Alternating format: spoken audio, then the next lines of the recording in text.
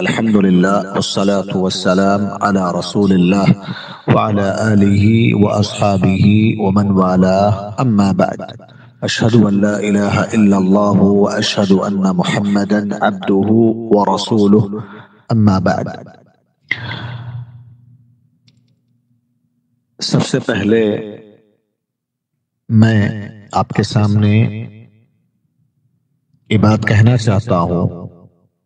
کہ اللہ رب العالمین کی توفیق اور اس کے فضل سے مرکز السنہ اہل حدیث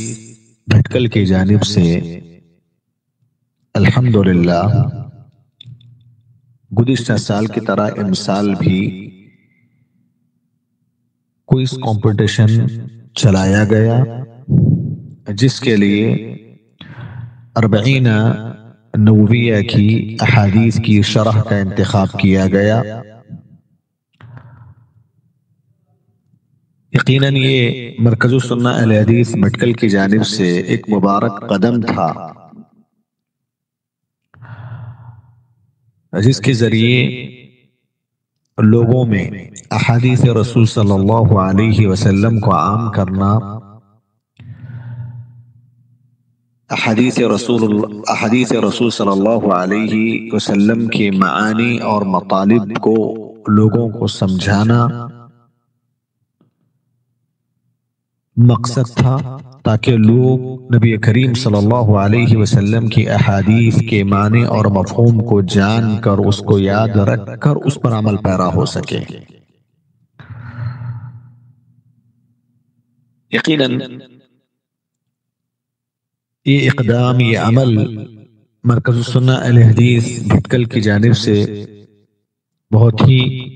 مبارک خطوہ، بہت ہی مبارک اقدام تھا. اللہ رب العالمین سے دعا ہے کہ رب ذوالجلال مرکز السنہ اہل حدیث بھٹکل سے جڑے ہوئے ہر فرد کو اللہ رب العالمین جزائے خیر عطا فرمائے اور ان کے جہود کو اللہ تبارک و تعالی شرف قبولیت سے نوازے. بالخصوص سیف اللہ بھائی اور ان کے جو معاونین ہیں اور مرکز السنہ اہل حدیث بھٹکل کو لے کر ادنا سی کوشش کرنے والے ہر فرد کی اللہ تبارک و تعالی کوشش کو قبول فرمائے اور قیامت کے دن میزان حسنات میں شمار فرمائے. آمین. یقیناً نبی کریم صلی اللہ علیہ وسلم کی احادیث مبارکہ اسلامی شریعت کے مصادر میں اصل اور بنیادی مصدر کی حیثیت کے حامل ہیں. نبی کریم صلی اللہ علیہ وسلم کی احادیث مبارکہ قیامت تک حجت ہے، جس طرح قرآن حجت ہے، اور نبی کریم صلی اللہ علیہ وسلم کی احادیث مبارکہ کے بغیر کوئی شخص اس کو سمجھے بغیر، اس پر عمل کیے بغیر نہ دنیا میں کامیاب ہو سکتا ہے نہ آخرت میں کامیاب ہو سکتا ہے. اور ان لوگوں کو خوش ہو جانا چاہیے جو لوگ نبی کریم صلی اللہ علیہ وسلم کی حدیثوں کو یاد کرتے ہیں، نبی کریم صلی اللہ علیہ وسلم کی حدیثوں کو سمجھتے ہیں، اس پر عمل کرتے ہیں. یقیناً ایسے لوگ خوش نصیب لوگ ہیں. ایسے لوگوں کے حق میں پیارے نبی صلی اللہ علیہ وسلم نے دعائے خیر عطا فرمائی ہے. چنانچہ عبداللہ ابن مسعود رضی اللہ تعالی عنہ راوی حدیث ہیں، کہتے ہیں نبی کریم صلی اللہ علیہ وسلم نے فرمایا: نضر اللہ امرأ سمع مقالتی فوعاها وحفظها وأداها كما سمعها. نبی کریم صلی اللہ علیہ وسلم نے فرمایا ہر اس شخص کے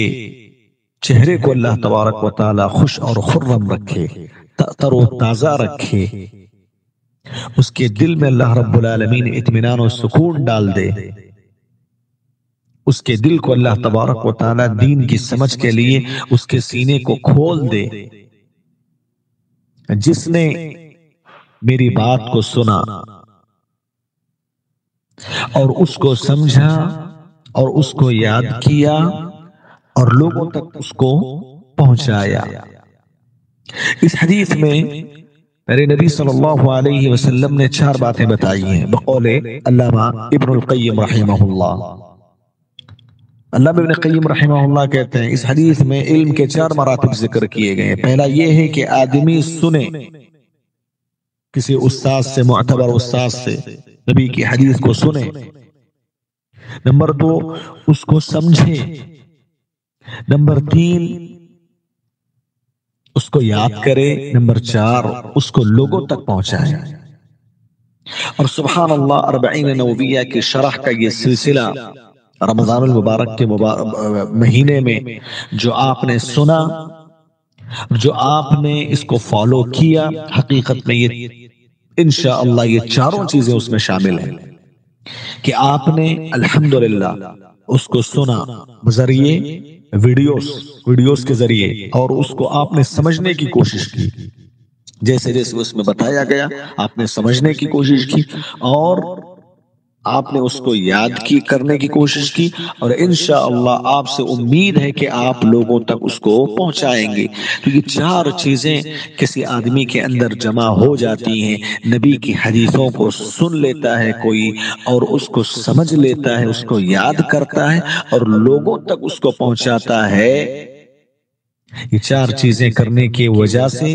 اللہ تبارک و تعالی ایسے آدمی کے چہرے کو خوش اور خرم رکھے گا، اس کے سینے کو اسلام کی شریعت کو سمجھنے کے لیے، عمل کرنے کے لیے کھول دے گا، اور اس کے دل میں اللہ تبارک و تعالی اطمینان و سکون پیدا کر دے گا۔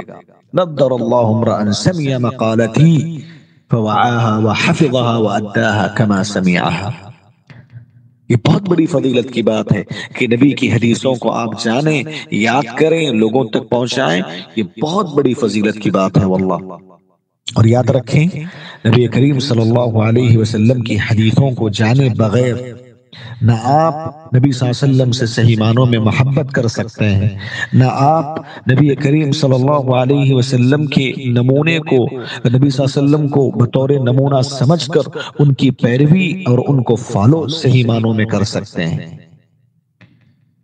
نبی کریم صلی اللہ علیہ وسلم کو صحیح معنوں میں فالو کرنے کے لیے، ان کی اتباع کرنے کے لیے،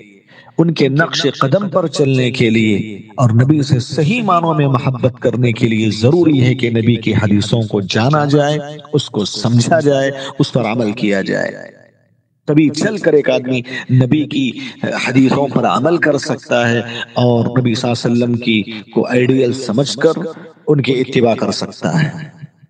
سفیان بن عیینہ رحمہ اللہ کہا کرتے تھے، ما رأیت احدا من اہل الحدیث الا وفی وجہہ نظرۃ لدعوت النبی صلی اللہ علیہ وسلم۔ تم اہل حدیث میں سے یا محدثین میں سے کسی بھی شخص کو دیکھو، اس کے چہرے پر تر و تازگی ہوگی، خوشی ہوگی، اس کا چہرہ خوش اور خرم ہوگا۔ کیوں؟ اس لیے کہ نبی کریم صلی اللہ علیہ وسلم کی دعا ان کے ساتھ شامل حال ہوتی ہے۔ اسی حدیث کی بنیاد پر سفیان بن عیینہ رحمہ اللہ نے یہ بات کہی تھی۔ تو لہٰذا اس ناحیے سے جو آپ نے اس میں حصہ لیا، اس کو سنا، یقیناً یہ مبارک سلسلہ تھا۔ اللہ سے دعا ہے کہ اللہ تبارک و تعالی مزید آپ کے علم میں برکت عطا فرمائے، اور ہم سب کو اخلاص اللہ رب العالمین عطا فرمائے، نبی کی حدیثوں کو سمجھنے، سیکھنے اور اس پر عمل کرنے اور اس کو لوگوں تک پہنچانے کے اللہ توفیق عطا فرمائے۔ آخری بات میں آپ کے سامنے یہ بتانا چاہتا ہوں، جن لوگوں نے بھی اس میں حصہ لیا وہ مبارکباد ہیں، قابل مبارکباد ہیں، وہ علم کے حریص ہیں۔ اللہ سے دعا ہے کہ اللہ تعالیٰ ان کے حرص کو اور بڑھائے۔ لیکن یاد رکھیں، اگر آپ میں سے جن لوگوں کا نام آتا ہے، جن کو انعام ملتا ہے، وہ بھی قابل مبارکباد ہے، لیکن جن لوگوں کو انعام نہیں ملتا، وہ اللہ تبارک و تعالیٰ کی تقدیر کا معاملہ ہے، اس سے راضی ہو جانا ہے۔ اور سب سے بڑی کامیابی یہ نہیں ہے کہ آپ انعام لے لیں، یہ تو وقتی طور پر کچھ لوگوں کی تشجیع کرنا مقصد ہوتا ہے، ورنہ اس قسم کے کمپٹیشن چلانے کا اصل مقصد یہ ہوتا ہے کہ اس کے ذریعے دین کا علم عام ہو، دین کی نشر و اشاعت ہو، لوگ دین کے علم سے جڑیں اور اس کو سمجھیں، اس پر عمل کریں، نبی کی حدیثوں کو جانیں، یہ اصل مقصد ہوتا ہے۔ کچھ لوگوں کو جو انعام ملتا ہے وہ وقتی طور پر ایک ان کی تشجیع اور حوصلہ افزائی ہوتی ہے، اسی لیے میں آپ کو یہ کہنا چاہتا ہوں اگر کسی کا نام نہ آئے انعام میں اور انعام نہ ملے، ان کو یہ نہیں سوچنا چاہیے کہ ہم تو ناکام رہے، نہیں واللہ آپ ناکام نہیں ہیں، بلکہ آپ کامیاب انسان ہیں کہ آپ نے اس سلسلے کو میں شریک رہا، نبی کی حدیثوں کو سمجھا اور بہت ساری چیزیں آپ نے سیکھی نبی صلی اللہ علیہ وسلم کے حدیث کی روشنی میں، یہ واللہ بہت بڑی آپ کے حق میں کامیابی ہے، بشرطے کہ آپ اس پر عمل کر لیں اور لوگوں کو اس تک پہنچائیں، یہ تو آخرت کی کامیابی ہے، وہ تو سب سے بڑی کامیابی ہے۔ دنیا کے کچھ پیسے، دنیا کے کچھ انعامات یہ تو وقتی طور پر حوصلہ افزائی ہوتے ہیں، ورنہ یہ اصل کامیابی نہیں ہوتی ہے۔ تو اس اہم اور بنیادی نقطے کو آپ یاد رکھیں اور نبی صلی اللہ علیہ وسلم کی حدیث کو سمجھ کر لوگوں تک پہنچانے کی کوشش کریں۔ میں آخر میں اللہ رب العالمین کا شکر بجا لاتا ہوں، اس کی توفیق اور اس کے فضل سے الحمدللہ یہ کمپٹیشن چلا اطمینان کے ساتھ، اور الحمدللہ اللہ کی توفیق سے کئی لوگوں نے حصہ لیا، استفادہ کیا اس میں، اور میں اللہ رب العالمین کے شکر کے بعد میں بالخصوص مرکز السنہ اہل حدیث بھٹکل کا میں تہ دل سے شکر گزار ہوں کہ جنہوں نے اس مسابقے کو بحسن خوبی اختتام تک پہنچایا، پائے تکمیل تک پہنچایا۔ اللہ تعالیٰ کی یہ توفیق کا نتیجہ تھا، اور مرکز السنہ اہل حدیث بھٹکل کے نشاطات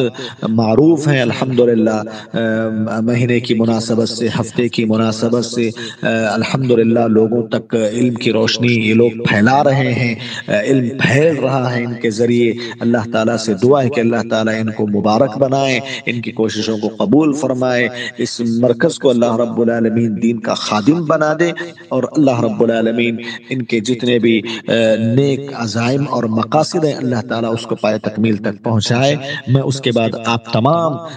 جو شریک ہوئے اس مسابقے میں ان لوگوں کا بھی شکر ادا کرتا ہوں کہ آپ نے بھی الحمدللہ اس میں وقت نکالا، اس کو سنا، حدیثوں کو سمجھا اور اس مبارک سلسلے سے جڑے رہے۔ اللہ تبارک و تعالیٰ آپ کے علم میں، عمل میں، رزق میں اللہ تعالیٰ برکت عطا فرمائے، اور ہم سب کے دلوں میں اللہ تعالیٰ دین کے علم کی حرص ڈال دے اور اس پر عمل کرنے کے اللہ ہم سب کو توفیق عطا فرمائے، لوگوں تک نبی کی حدیثوں کو پہنچانے کی توفیق عطا فرمائے، اور اللہ رب العالمین ہمارے دلوں کے اندر نبی کی حدیثوں کی محبت پیدا کر دے کہ ہم نبی سے محبت کرنے والے بن جائیں۔